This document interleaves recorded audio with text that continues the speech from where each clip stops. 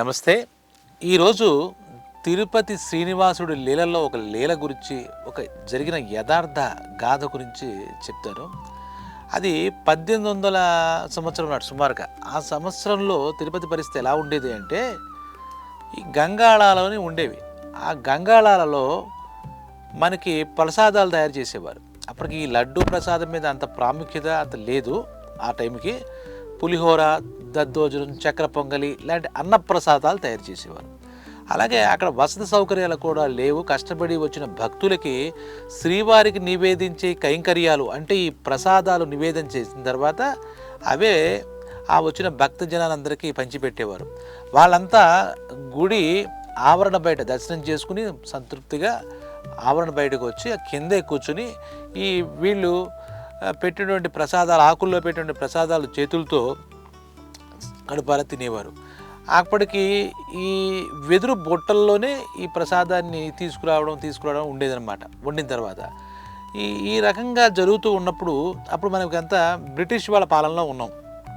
East India company అని చెప్పేసి ఒక్కొక్క ఏరియాకి ఒక్కొక్క గవర్నర్ని వాళ్ళు అపాయింట్ చేసేవారు.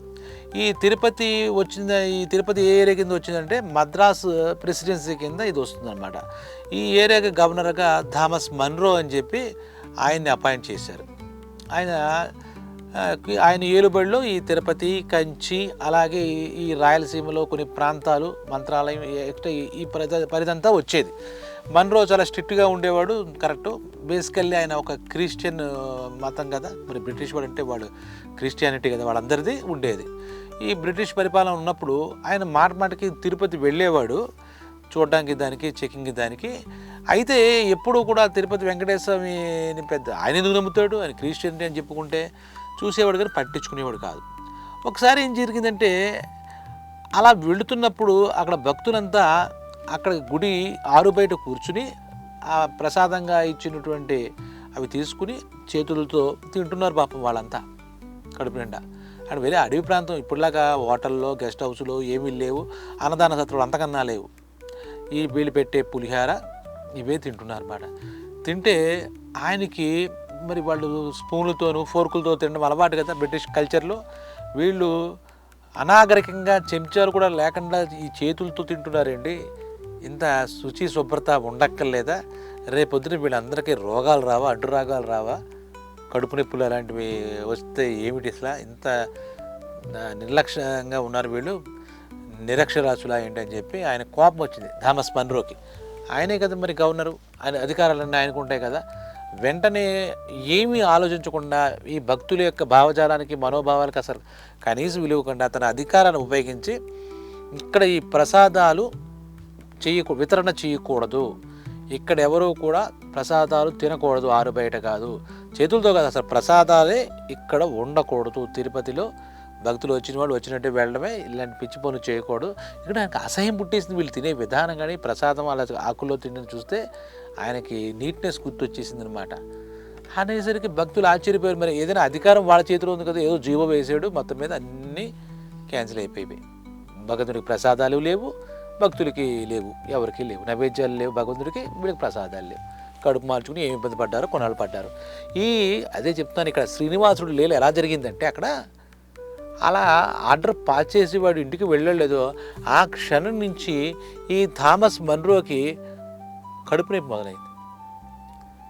కడుపు నొప్పి, వాంతులు, విరోచనాలు ఏదైతే భక్తులకు వస్తాయని నమ్మాడో అవన్నీ ఆయనకు కూడా వచ్చేసాయి. ఆయనకి బ్రిటిష్ కదా, ఆయన డాక్టర్లందరినీ పిలిపించి చెకప్ చేయించాడు. ఆయనకి ఎన్నో రకాలుగా వైద్యాలు చేశారు, కానీ ఎక్కడా కూడా ఆయనకి తగ్గలేదు.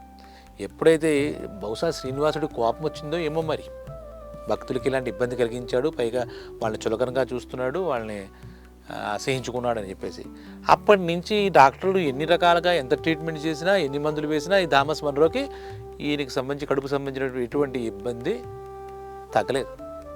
మంచం పెట్టేశాడు, శుష్కించిపోయాడు.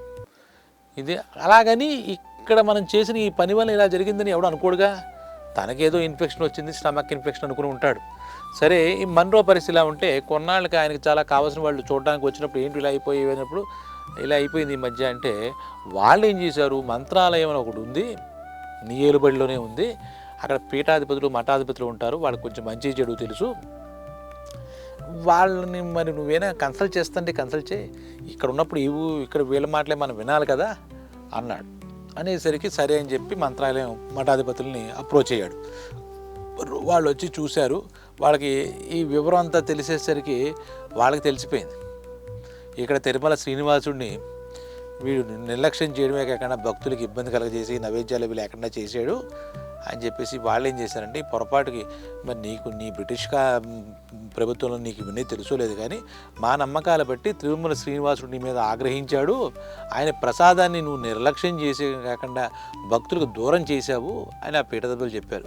కొన్నాళ్ళకే అంటే ఈ మన్రో ఆయన నమ్మడం మొదలెట్టాక మన్రో వాళ్ళకి కావాల్సినటువంటి ఆర్థిక సహాయాలు అవి కూడా మఠాధిపతులకు ఆ టైంలో చేశాట.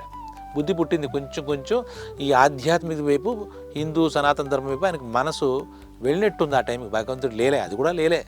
అన్న తర్వాత వాళ్ళేం చెప్పారంటే, ఆ భగవంతుడి ప్రసాదం ఏదైతే ఉందో అదే నీకు మందు అని చెప్పారు ఈ మఠాధిపతి. వాళ్ళకేం పోయింది, వాళ్ళని ఏం చేస్తాడు ఈయన, అధికారం ఉంటే. వెంటనే కాస్త పులిహార తీసుకుని తిరుపతి నుంచి అక్కడ నివేదించిన తిరుపతి తీసుకుని ఈయనకి పెట్టేసరికి ఈయన కడుపులో నొప్పులు, ఈ రోగాలన్నీ తగ్గాయి.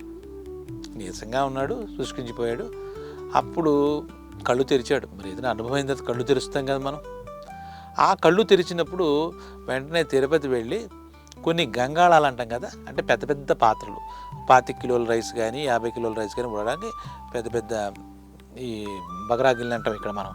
అలాంటి గంగాళాలంటే ఒక ప్రత్యేకించినటువంటి పాత్రలు. అవన్నీ వెంటనే మనం ఏదైతే నైవేద్యం చేయొద్దన్నామో ఆ నైవేద్యాలు తయారు చేయడం కోసం, ఆ శ్రీవారి కైంకర్యాల కోసం కొన్ని గంగాళాలు ఈయన తయారు చేయించి ఆ స్వామివారికి బహుమానంగా ఇద్దాం, మనకి పొరపాటు చేసాం కదా సరిదిద్దుకుందాం అనుకున్నాడు ఈ థామస్ మన్రో. ఎందుకంటే ఎక్స్పీరియన్స్ అయిన తర్వాత వివేకం విచక్షణ ఆటోమేటిక్గా వస్తాయి కదా. ఈ మన్రో గారు గంగాళాలు తయారు చేశాడు, లెక్క మించి తయారు చేశాడు. ప్రసాదాలకి ఎంతమంది తింటున్నారు కదా, ఇంకా తర్వాత అంతకుముందు ఒకటి తయారు చేశాడు కదా జీవో, ఇక్కడ ఎవరో చేతులతో తినకూడదు, బయట కూర్చోకూడదు, కింద కూడా, అవన్నీ కూడా ఎత్తేసాడు. భక్తులు వాళ్ళు ఏ రకంగా సేవలు చేసుకుంటారో, ఏ రకంగా ప్రసాదం తింటారో వాళ్ళకి తినమని చెప్పి ఒక దండం పెట్టాడు. తర్వాత వాడి దురదృష్టం ఏంటో కానీ ఆ థామస్ మన్రోది ఆ శ్రీవారి దర్శనం మటుకు ఆయన ఇవ్వలే. ఇది గమ్మత్తు. చూద్దాం అనుకున్నాడు, ఎందుకో ఆయనకి అది అవ్వలే. అలాగా అవ్వకుండానే ఆయన ఒక 1827 ప్రాంతంలో కాలం చేశాడు. మళ్ళా ఆయన అనుగ్రహం ఏంటో చెప్తాను, దర్శనం ఇవ్వలేదు వీడు చేసిన తప్పుకని. ఆ రోజు నుంచి అంటే 1827 నుంచి తీసుకుంటే 1800 సంవత్సరం నుంచి సుమారుగా సంవత్సరాలు పక్క పెడితే ఈ రోజు కూడా ఆయన బహుకరించినటువంటి ఆ మన్రో అనే ఆ బ్రిటిష్ దొర ఆయన బహుమానంగా ఇచ్చిన ఆ గంగాళాలలోనే నైవేద్యాలు తయారు చేసి ఇప్పటికీ నివేదిస్తున్నారు స్వామివారు. వాటికి అక్కడ ఉన్న వాళ్ళంతా ఆలయ అర్చకులు వాళ్ళంతా కూడా ఆ మన్రో దొర ఇచ్చాడు కదా, వాటిని మన్రో గంగాళాలు అంటారన్నమాట. పేరు కూడా అక్కడ శాశ్వతం. అంటే శ్రీనివాసుడి దివ్యలీలలో ఒకటైనటువంటి ఇతనికి ఒక చిరస్థాయిగా మిగిలిపోయేటటువంటి కీర్తి. అలాగే ఆయన బహుకరించినటువంటి గంగాళాలలో ఇప్పటికీ స్వామివారికి ఆ నైవేద్యాలు ఎన్నో భోగాలు ఉంటాయి. సంఖ్యని ఆగమశాస్త్ర ప్రకారం 54, 56 ప్రతి పూటకి ఏవో చేసి నివేదిస్తుంటారు. అవన్నీ కూడా 100% ఈ మన్రో బహుమానంగా ఇచ్చిన గంగాళాలలో తయారు చేస్తారు అని చెప్పుకుంటారన్నమాట. ఇప్పుడు కూడా చేయిస్తారు, చెప్పుకోవడం ఏముంది. ఆ మన్రోకి ఆ విధంగా తిరుమల దేవస్థాన చరిత్రలో శ్రీనివాసుడి యొక్క అనుగ్రహం వల్ల ఆయన పేరు కూడా ఎందులో చేస్తారు అంటే మన్రో గంగాళాల్లో నివేదిస్తుందని వాటి పేరు. భక్తులు కూడా వెళ్తుంటే ఆ బ్రాండు ఆయనకి అలా బహుకరించడం ఈయన రిటర్న్ గిఫ్ట్ లాగా ఆ మన్రోకి అంతటి చిరస్థాయి. 1800 శతాబ్దం అంటే ఏంటి, ఇప్పుడు అప్పుడే మనం 25లో ఉన్నాం, 2025లో ఉన్నాం. కాబట్టి శ్రీనివాసుడు అనుగ్రహం ఉంటే ఏదైనా జరుగుతుంది. ఇప్పుడు మనం వెళ్ళి అక్కడ మనకు ప్రసాదంగా పెట్టే పులిహార కానీ ఇంకోటి కానీ కూడా ఇప్పుడు థామస్ మన్రో బహుకరించిన గంగాళాలు అంటే మన్రో గంగాళాలని చేశారు. ఆయన కీర్తి చిరస్థాయిగా మిగిలిపోయిందనమాట. కాబట్టి శ్రీనివాసుడి దివ్యలలో ఆ 7 కొండల మధ్య ఏది జరిగినా అణువణున ఒక అద్భుతమైనటువంటి ఏదో ఒక మహిమ కనబడుతూ ఉంటుంది. వస్తువులో కానీ, పుట్టలో కానీ, ఇంకోటి చెట్లో కానీ, ఎక్కడికి వెళ్ళినా కూడా ఆయన యొక్క దివ్యత్వం మనకి కనపడుతూ ఉంటుంది. ఈ విధంగా మన్రో గంగాళాలు ఆ పేరుతో మన్రో చిరస్థాయిగా మిగిలాడు తిరుపతిలో. స్వస్తి.